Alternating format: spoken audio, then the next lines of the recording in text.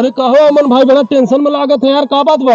का बताई चंदे भाई, जाए रहा गया माई बाबू लिया जाए के सब परिवार के साथे। अच्छा अच्छा। वहाँ जाए के कवन पंडित जी से मिली जवन सब अच्छे से कार्यक्रम पूरा संपूर्ण ढंग से सही करवा सके। हमार पहली बार जाते समझ ना ही आवत हमें कुछ। बस इतनी सी बात बा?